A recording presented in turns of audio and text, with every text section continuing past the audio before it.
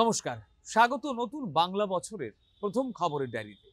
এই সপ্তাহটা সত্যিই যেন বর্ণময়তার যাবতীয় উপাদানে ছিল মুখর। আসলে ভারতরত্ন বাবা সাহেব ডক্টর ভীমরাও আম্বেদকর আমাদের শক্তিশালী সংবিধান উপহার দিয়েছিলেন বলেই এই দেশের গণতন্ত্র অনেক ঘাত প্রতিঘাতেও অবিচল এবং মহীরূহ।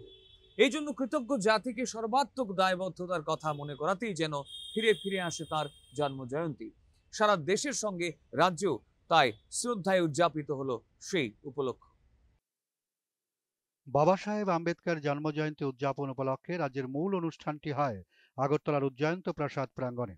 তফসিলি জাতি কল্যাণ দপ্তরের উদ্যোগে আয়োজিত অনুষ্ঠানে বাবা সাহেব ভীমরাও আম্বেদকরের মর্মর মূর্তিতে পুষ্পার্ঘ্য অর্পণ করে শ্রদ্ধা নিবেদন করেন মুখ্যমন্ত্রী ডাক্তার মানিক সাহা। তিনি আম্বেদকরকে আরো বেশি করে জানতে ছাত্রছাত্রীদের প্রতি আহ্বান জানান।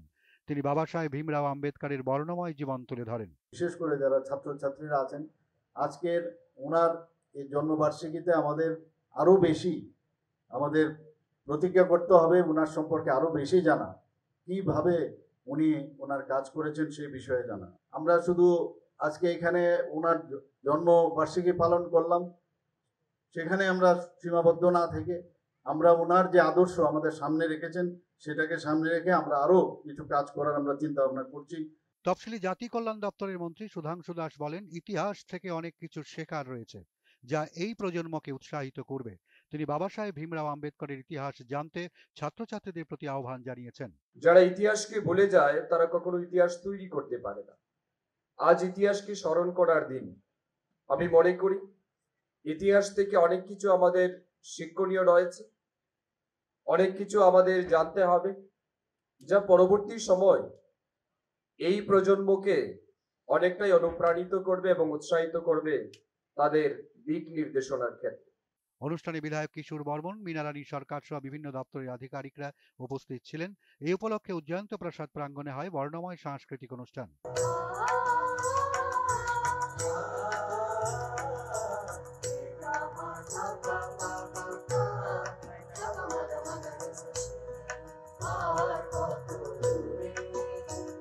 এর আগে সকালে যুব বিষয়ক ক্রীড়া দপ্তরের উদ্যোগে একটি র্যালি শহরের বিভিন্ন পথ পরিক্রমা করে। দপ্তরের অধিকর্তা সহ বিশিষ্ট জনেরা উপস্থিত ছিলেন।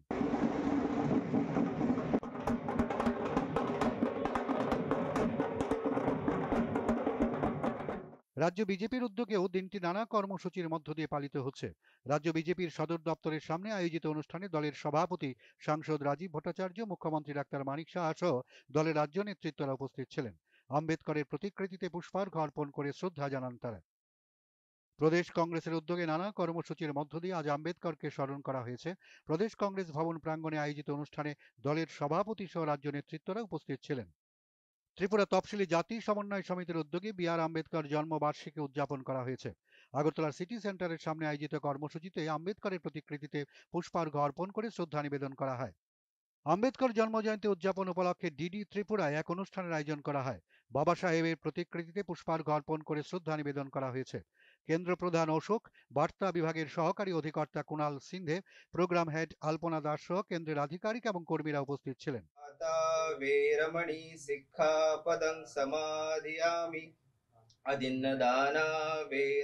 সব মিলিয়ে বিভিন্ন বেসরকারি সংস্থা, রাজনৈতিক সংগঠনের উদ্যোগে আজ নানা অনুষ্ঠানের মধ্য দিয়ে বাবা সাহেবকে স্মরণ করা হয়েছে।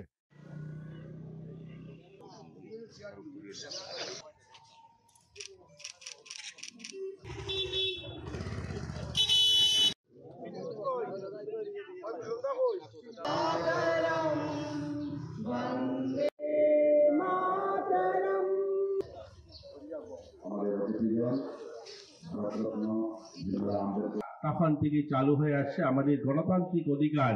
আমরা যে আজ রাস্তায় দাঁড়িয়ে আমি একজন মন্ত্রী হিসাবে মাইকে কথা বলতে পারছি, আজ এখানে সকলেই যে আমরা বসছি, আমরা যে বলি যে আমাদের অন্ন, বস্ত্র, শিক্ষা, স্বাস্থ্য আমাদের গণতান্ত্রিক মৌলিক অধিকার, এটা সুনিশ্চিত হয়েছে সেই বাবা সাহেব আম্বেদকরের যে সংবিধান তিনি যে আমাদেরকে দিয়েছেন তার থেকে আমরা এগুলো পেয়েছি। সংবিধানকে কোনো সময় সম্মান করেননি, তাই দিলীপ দাস এবং রানা বর্মন মানুষের সাথে ওনার দর্শনকে যে আমরা 135 নম্বর জন্মদিন উপলক্ষে আমরা ফল মিষ্টি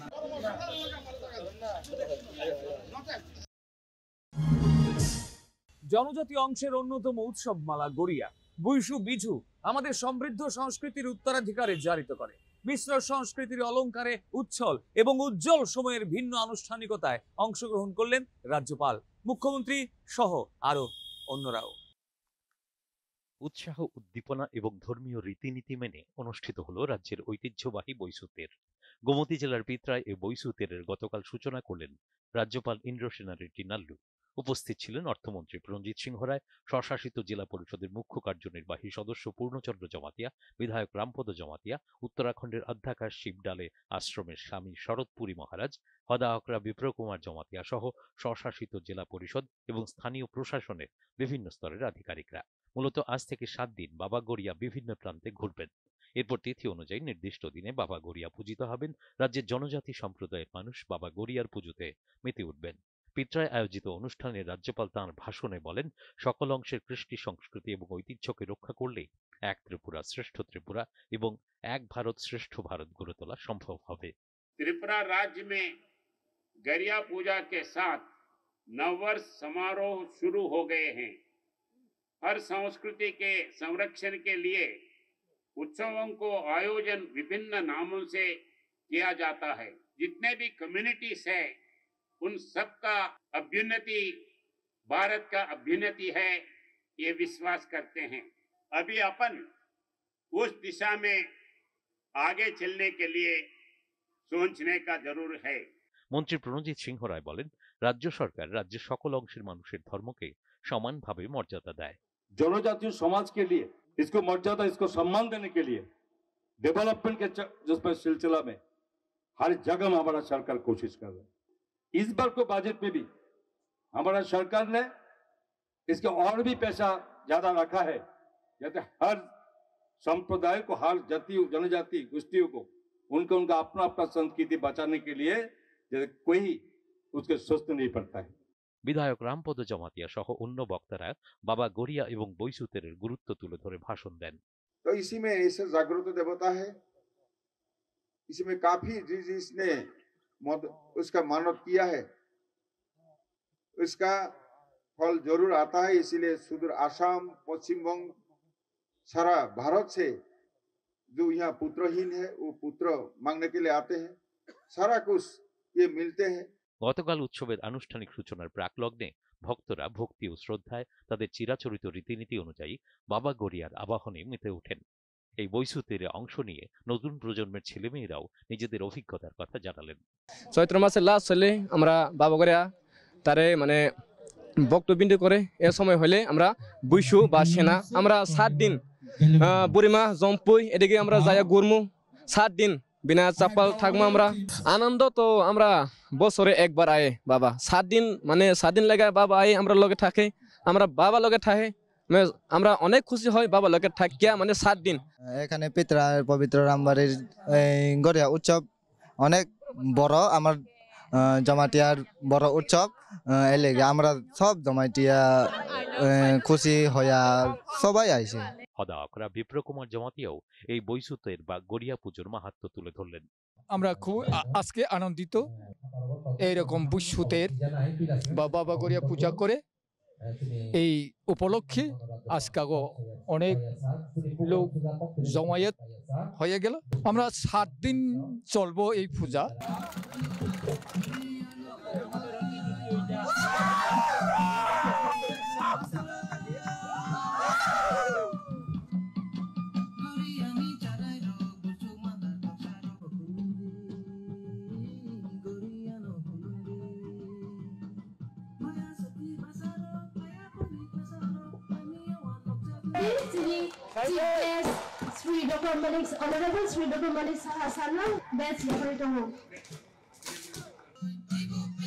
আমি আজকে বৈশু, জিজু ও গড়িয়া এবং বাংলা নববর্ষ উপলক্ষে সবাইকে আমি হার্দিক অভিনন্দন ও শুভেচ্ছা জানাতে চাই।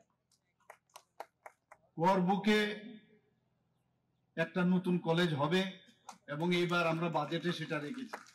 একটার পর একটা, শুধু পাহাড়ের নাম চেঞ্জ করেছি তাই না, অনেক জায়গায় আমরা জনজাতিদের বিশেষ করে তাদের আমরা চাই যে তাদের রীতিনীতি, তাদের যে কৃষ্টি সংস্কৃতি, সেইগুলো আমরা বাঁচিয়ে রাখার আমরা চেষ্টা করছি।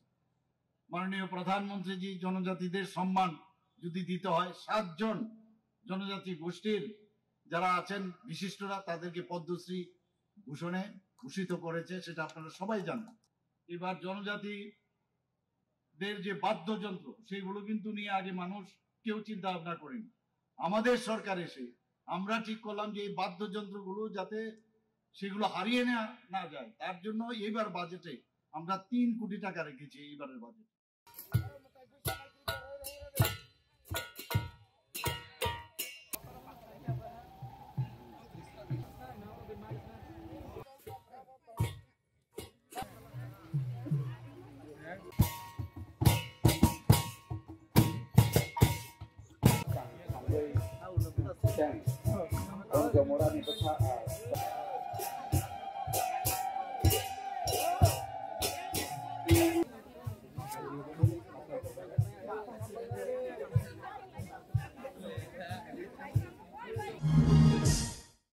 সারা রাজ্য ছিল নতুন বঙ্গাব্দ বছরের পাশাপাশি আরো নানা উৎসবের আয়োজনে মাতোয়ারা। বাজার করা, খাওয়া দাওয়া, সাংস্কৃতিক অনুষ্ঠানের বর্ণময়তায় বর্ষবিদায়, বর্ষবরণে মানুষ যেন ভুলে থাকতে চান সারা বছরের ব্যর্থতা আর তিক্ততা, শুরু করতে চান নতুন আনন্দময়তায়। আগরতলায় এরকমই এক অভিজাত সংস্থার বর্ণময় আয়োজনে থাকলেন খোদ রাজ্যের মুখ্যমন্ত্রী।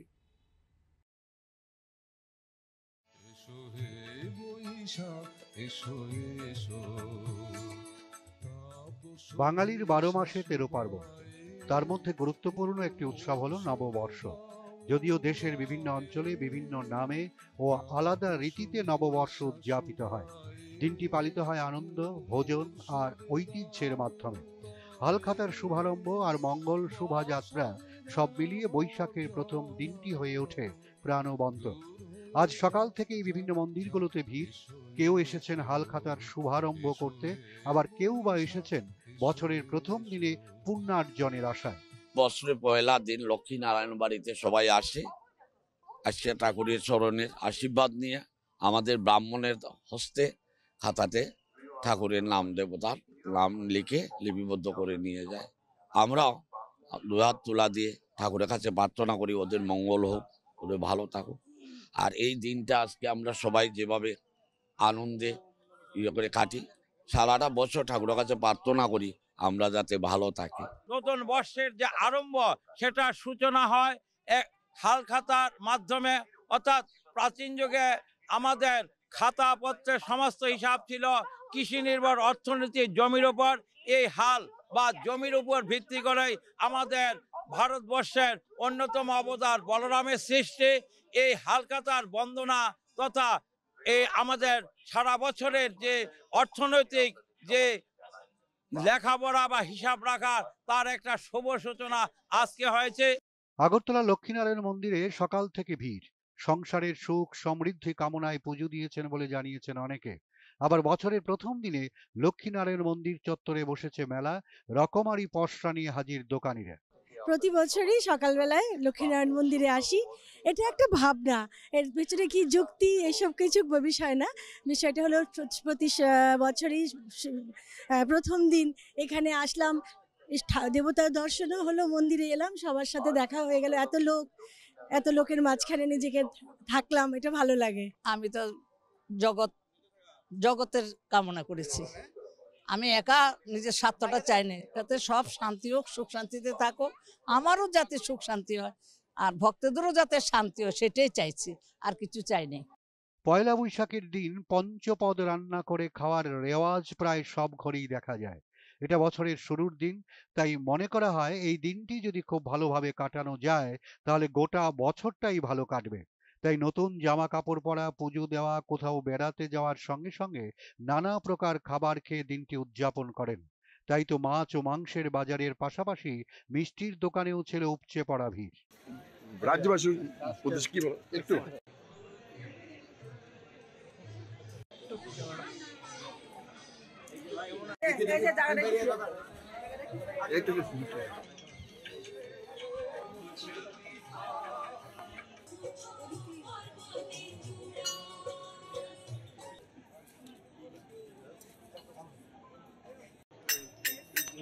শুরু করলাম।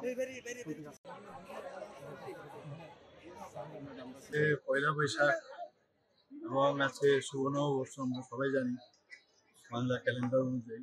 তাছাড়া জনজাতি যারা আছে তাদেরও কিন্তু বিভিন্ন নামে নববর্ষ আছে।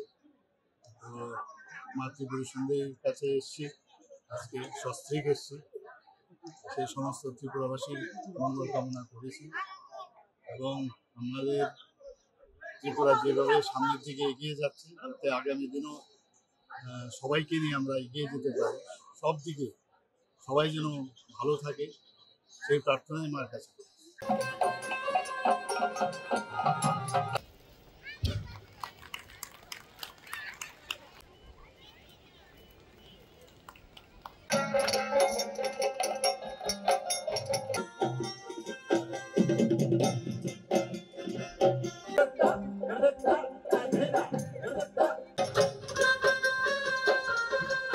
সবাইকে রাজ্যবাসীকে নববর্ষের প্রীতি ও শুভেচ্ছা ও হার্দিক অভিনন্দন জানাচ্ছি। এইভাবে বর্ষ বিদায় বর্ষ বরণ যে অনুষ্ঠান এখানে ওনারা করেছেন, আমি ওনাদেরকে সত্যিই আমি আপ্লুত যে এখনো ওনারা এই সংস্কৃতিকে ওনারা ধরে রেখেছেন। আমরা চেষ্টা করছি যাতে কোনো অবস্থায়, কারণ এর মধ্যে এই যে সংস্কৃতি এর মধ্যে বাঁচার উপাদান আমরা জানি এর মধ্যেই আছে, এবং সংস্কৃতি ছাড়া গান বাজনা ইত্যাদি ছাড়া মানুষের যে আসল পরিচয় সেই পরিচয়কে কিন্তু খুঁজে পায়। এবং আমরা কোনো অবস্থায় এই যে একটা অলংকার, সেই অলংকারকে আমরা কোনো অবস্থায় হারাতে চাই না। একটা হেলদি কম্পিটিশনের মাধ্যমে যদি আমরা এই বিভিন্ন যে মিশ্র সংস্কৃতি আছে সেগুলোকে আমাদের অবশ্যই ধরে রাখতে হবে।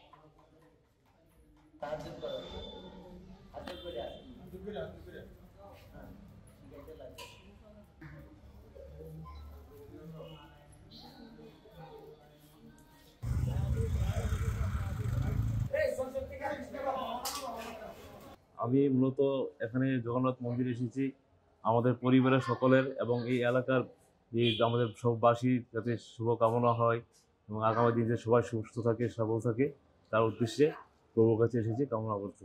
এখন আমাদের বাজারে এসেছি, বাজার করবো আর কি।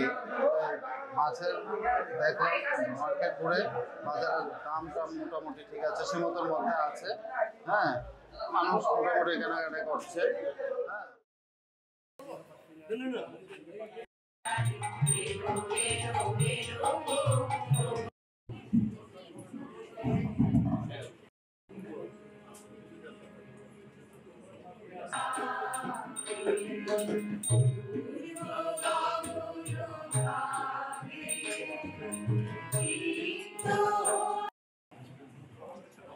থেকে আমাদের সামান্য কিছু বস্তু মহোদয় ভাইস প্রেসিডেন্ট তুমি কথা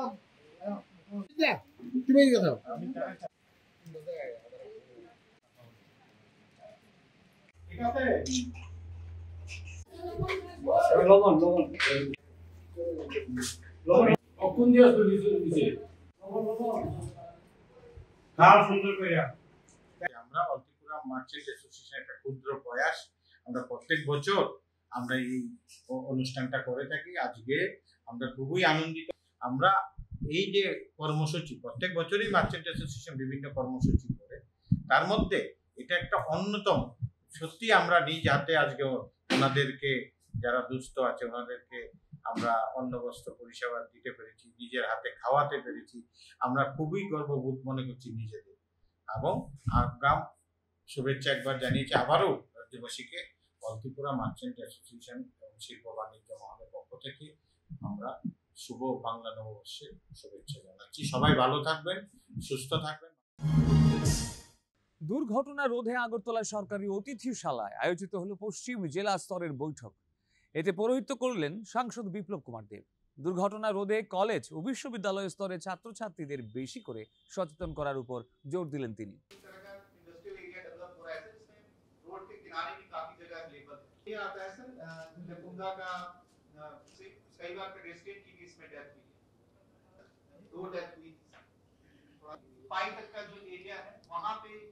सोशल वेलफेयर डिपार्टमेंट से भी हमारे विचार होता है और जो भी डिपार्टमेंट के सजेशन होते हैं कलीग्स, साथ ही साथ सर इस मंच में स्वागत करूंगा chairman panchayat sir. Good morning sir. বিশেষত আজকের যে কনফারেন্স সেটা ডিস্ট্রিক্ট রোড সেফটি কে নিয়ে মিটিং হচ্ছে জেলা স্তরের, और সেখানে বিশেষ করে ট্রাফিক রুলস, রাস্তাঘাট, তারপর যান চলাচল, আর তার মধ্যে কিভাবে ডিসিপ্লিন আনা যায়, নতুন নতুন কি ক্রিয়েশন করা যায়, পুরনো যে ব্যবস্থা তার মধ্যে খামতি কোথায় আছে সেগুলো কিভাবে দূর করা যায়, রোড অ্যাক্সিডেন্ট কতটা হয়, ইনডিসিপ্লিন ড্রাইভিং কতটা হয়, রাশ ড্রাইভিং কতটা হয়, ইলিগাল ড্রাইভিং কতটা হয়, এই বিষয়ে বিস্তারিত আলোচনা এখানে হবে। ও তার মধ্যে থেকে যেটা বেরিয়ে আসবে সেটা আগামী দিনে এই ডিস্ট্রিক্টের যে ডিএম এবং এসপি ট্রাফিক আছে ওনারা লাগু করেন, আর তার জন্যই আজকের এই মিটিং ডাকা হয়েছে। আর ত্রিপুরাতে যে রোড সেফটির ব্যবস্থা, মুখ্যমন্ত্রীও ছিলাম, অনেক চেষ্টা করেছি।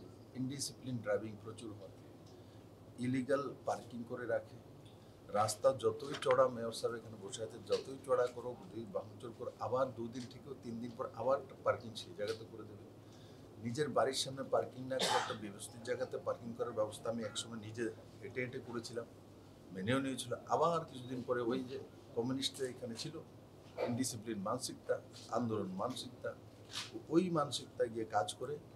কিন্তু তবুও আমরা সবাইকে নিয়ে, জনপ্রতিনিধি এবং সব ত্রিপুরার জনতা, বিশেষ করে ইয়ুথ জনসাধারণ, আমি নওজওয়ানদের উপর বিশ্বাস করি, কারণ এরা বিভিন্ন জায়গায় পড়াশোনা করার জন্য যায়, গিয়ে তখন দেখে মা বাবা পাঠিয়েছে পুনেতে পড়ার জন্য, ব্যাঙ্গালোরে পড়ার জন্য, বাইরে বিদেশেও চলে যায়, এরা বুঝে, এক্সপোজড হয়ে যায়, তো এসে এরা করে। তো আমি চেষ্টা করব নওজওয়ানদের মাধ্যমে, মানে ভলেন্টিয়ার তৈরি করে, তাদের মাধ্যমে college student, 11-12 student, university student, এদের মাধ্যমে জাগরুকতা করলে সবচাইতে ফলপ্রসূ হবে। গর্ভবতী মা ও দ্বিতীয় জন্মদিন অবধি শিশুদের পুষ্টি ও যত্ন নিয়ে বিশেষভাবে ভাবনা চিন্তা সারা দেশের পাশাপাশি এই রাজ্যেও উল্লেখযোগ্যভাবে উজ্জ্বল। সেরকম কাজের অগ্রগতি খতিয়ে দেখতে রাজ্য সফরে এলেন কেন্দ্রীয় সামাজিক ন্যায় ও ক্ষমতায়ন প্রতিমন্ত্রী BL ভার্মা। অংশগ্রহণ করলেন বেশ কিছু কর্মসূচিতেও।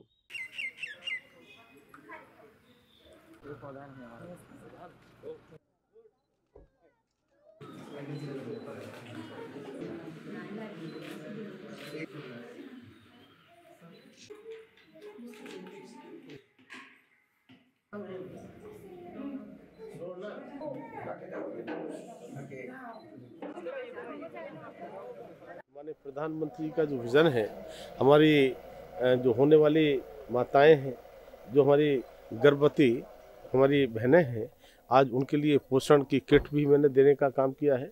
और जिस तरह से इस आंगनबाड़ी केंद्र को सजा करके और उनके साथ साथ पोषण की किट देने के साथ साथ अपने हाथों से उनको मैंने मिठाई खिला करके शुभकामनाएं भी दी हैं कि वो एक अच्छे स्वस्थ बच्चे को जन्म दे करके इस देश के लिए एक इस तरह का वातावरण मिले, ऐसे स्वस्थ बच्चों से हमारा देश और आगे बढ़े।